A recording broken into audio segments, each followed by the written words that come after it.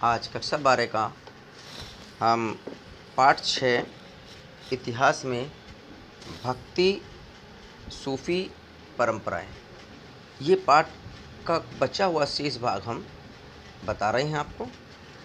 तो ध्यान से सुनेंगे और समझेंगे, क्योंकि इससे पहली वीडियो पर हमने आपको बताया था कि धार्मिक विश्वासों का स्मरण, इस काल की प्रमुख विशेषताएं, साहित्य, मूर्ति पूजा की प्रणाली का समन्वय है।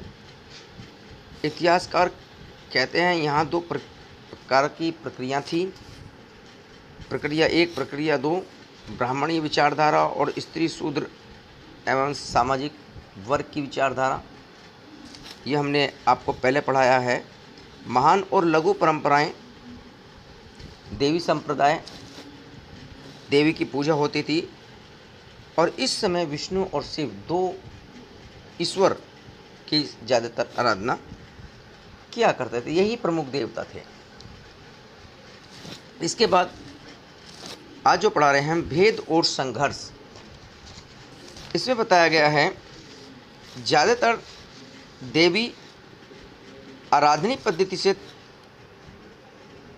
जो आराधना ज़्यादा करते थे उनको तांत्रिक की श्रेणी में माना गया था। उनको बताया जाता था कि ये तांत्रिक हैं और तंत्र विद्या करते हैं। तांत्रिक पूजा पद्धति बताई जाती थी। पूरे उपमहाद्वीप में जो परंपरा थी वो पूरे महाद्वीप में कई भागों में प्रचलित थी। इस प्रकार से ये जो परंपरा थी पूजा की, ये पूजा की परंपरा इस प्रकार मान्य थी। इससे आगे जो हम बता रहे हैं, इसमें स्त्री व पुरुष दोनों इस प्रकार की पूजा करते थे कि जो सब ईश्वर की उपासना मानी जाए, तंत्र विद्या न मानी जाए। सभी वर्ग और वर्ण के भेद की अवहेलना की जाती थी। यहाँ पर कोई ब्राह्मण, क्षत्रिय, वैश्य या इस प्रकार के शूद्र, ये कोई अलग अलग अब नहीं माना जाता था। इस बात से शैव और बौद्ध दर्शन भी प्रभावित हुए। इनमें भी, शैव और बौद्धों में भी जैसे जाति प्रथा हुआ करती थी, वो जाति प्रथा नहीं मानी जाती थी। अब जाति प्रथा का अंत हो गया था। बाद में समस्त विचार और आचारों का वर्गीकरण हुआ हिंदू पद्धति के रूप में, और फिर वैदिक देव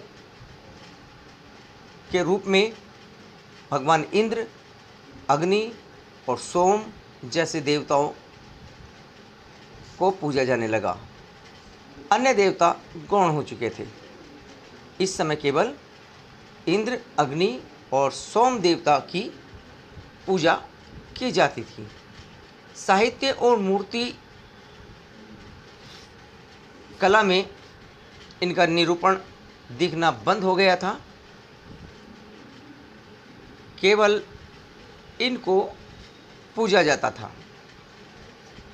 वैदिक परंपरा के अनुसार इनकी सभी की प्रशंसा और इनके आचारों विचारों को, अर्थात इनके नियमों को माना जाता था। अन्य लोग, जिनमें ब्राह्मण वर्ग के लोग जो थे, वो इस प्रकार की पूजा को गलत बताते थे, क्योंकि वैदिक परंपरा के अनुसार जो पूजा होती थी वो पूजा इस समय मान्य थी।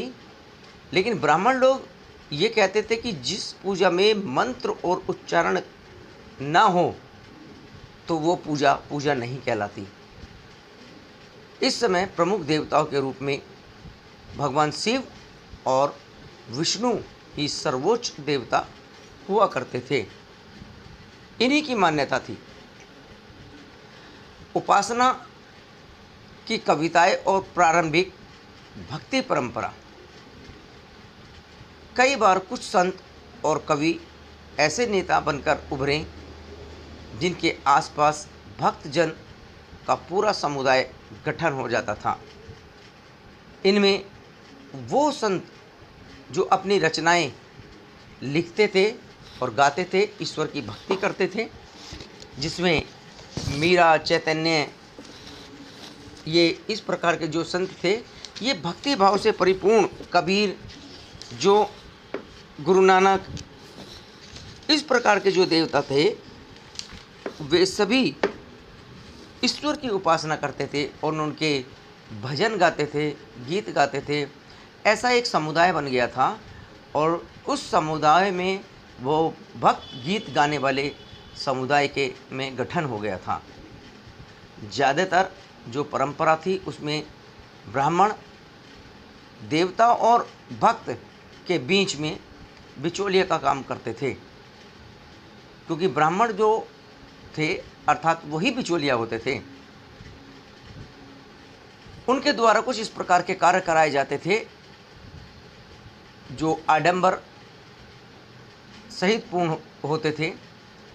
और ब्राह्मणों के माध्यम से बहुत सारे आडंबर फैले थे उस समय, और यही भगवान के और भक्त के बीच में बिचौलिया का काम करते थे ब्राह्मण जो होते थे। इस समय दो प्रकार की विचारधारा प्रचलित थी, एक सगुण विचारधारा और एक निर्गुण विचारधारा।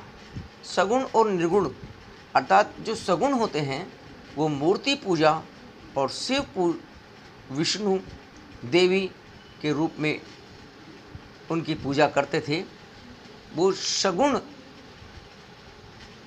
धारा के व्यक्ति होते थे। और निर्गुण धारा के वो व्यक्ति होते थे जो अमूर्त यानी निराकार भगवान की उपासना करते थे, जिसका कोई रूप नहीं होता था। सगुण में मूर्ति को सामने रखकर शिव और विष्णु भगवान और देवी देवताओं की पूजा की जाती थी, लेकिन निर्गुण में अमूर्त की पूजा होती थी, निराकार की पूजा होती थी, जिसका कोई रूप नहीं होता था। ऐसे ईश्वर की उपासना होती थी। अलवार भक्त जो थे वो और नैनार, दो प्रकार के इस समय भक्तों में विभाजन हो गया था। अर्थात इस प्रकार के दो भक्तों में विभाजन होने पर अलवार और नैनार दोनों अलग अलग प्रकार की भक्ति करते थे। अलवार विष्णु भक्त होते थे और नैनार शिव भक्त होते थे। ये लोग एक स्थान से दूसरे स्थान पर घूमते थे और प्रचार करते थे।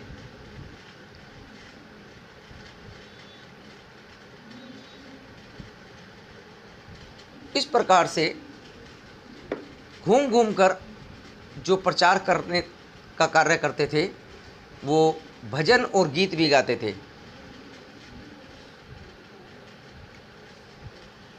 वे भजन और गीत भी गाते थे।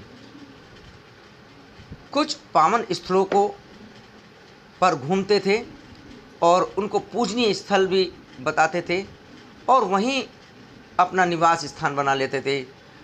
बाद में उसको ईश्वरीय स्थान घोषित कर देते थे और कुछ समय बाद यहाँ पर मंदिर बनवाने का कार्य होता था।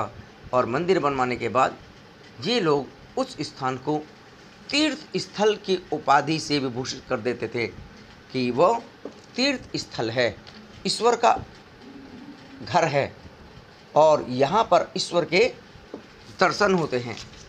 इस प्रकार का कार्य करते थे।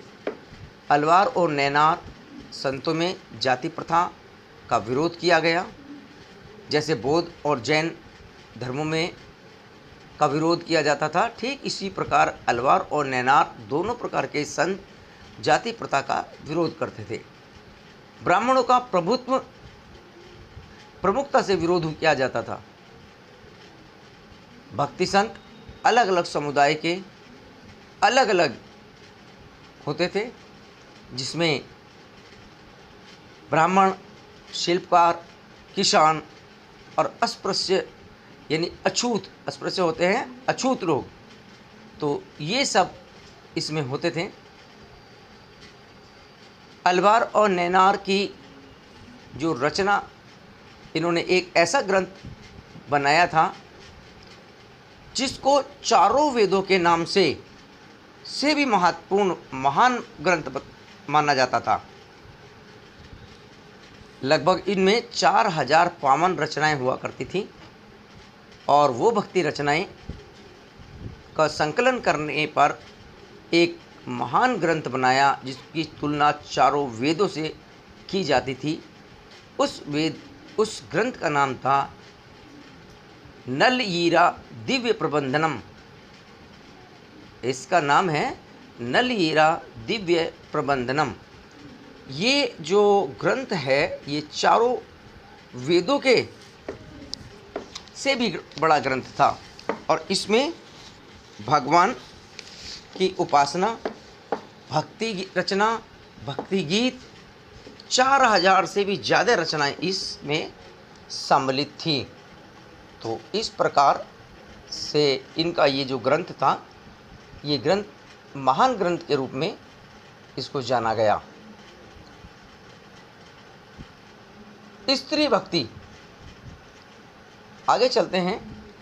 इस परंपरा की विशेषता थी, इसमें स्त्रियों का स्थान भी था। इस समय एक महान स्त्री हुई है।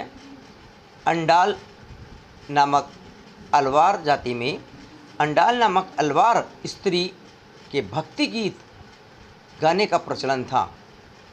अंडाल स्त्री जो थी ये खुद को भगवान विष्णु की प्रेयसी मानकर प्रेम भावनाओं से की रचना कर उन छंदों में व्यक्त करती थी। इस प्रकार से जो ये स्त्री थी अंडाल अलवार जाति की महान स्त्री थी और भगवान विष्णु की प्रेयसी यानी कि अर्थात भगवान विष्णु की प्रेमिका थी, जो कि अपने प्रेम भाव को छंदों के माध्यम से व्यक्त करती थी। इस समय एक दूसरी और स्त्री थी जिनको शिव भक्त के नाम से जानते थे। अंडाल विष्णु प्रेयसी थी और दूसरी स्त्री जो शिव भक्त के रूप में जाना जाता था, इनका नाम था कर इक्काल अयम्बियार। ये तमिल शब्द हैं तो इसलिए थोड़ा सा इनमें बोलने में, उच्चारण करने में थोड़ी परेशानी होती है, लेकिन फिर भी तो इस स्त्री का नाम था करिकाल अम्बैयार। इसने घोर तपस्या की और घोर तपस्या करके भक्ति का मार्ग अपनाया। नैनार परंपरा में उनकी रचनाओं को सुरक्षित रखा गया है। इस प्रकार इन स्त्रियों ने पितृत्मक सत्ता को समाप्त कर दिया और इस पितृत्मक सत्ता को एक चुनौती दी कि स्त्री महान है, पिता की सत्ता से ऊपर स्त्री का सम्मान करना चाहिए। तो भक्ति काल की ये सभी प्रकार से जो हमने आपको रचनाएं बताई, जो इनकी व्याख्या की है, इस काल में महान स्त्री अंडाल और करिकाल अयम्बियार ये प्रमुख थी। और इस समय एक महान जो ग्रंथ था जिसका नाम अभी हमने जिक्र भी किया था, उनका नाम बताया था नलयीरा दिव्य प्रबंधनम। ये इस समय के चारों वेदों के समान प्रमुख ग्रंथ के रूप में इनको जाना गया। इस प्रकार से ये पाठ यहाँ आज समाप्त होता है। इस पाठ के कुछ प्रश्न अभी शेष रह गए हैं, वो आगे आने वाली वीडियो में आपको दिखाएंगे। तो इससे संबंधित या PDF बना करके भेजेंगे आपको। तो आज ये पाठ यहाँ समाप्त होता है। इस पाठ को पढ़िए, कुछ प्रश्नों के उत्तर अपने आप कोशिश कीजिए खोजने की। आगे वाली वीडियो पर हम PDF बना करके आपको इन प्रश्नों के उत्तर को भेज देंगे। आज बस इतना ही। धन्यवाद।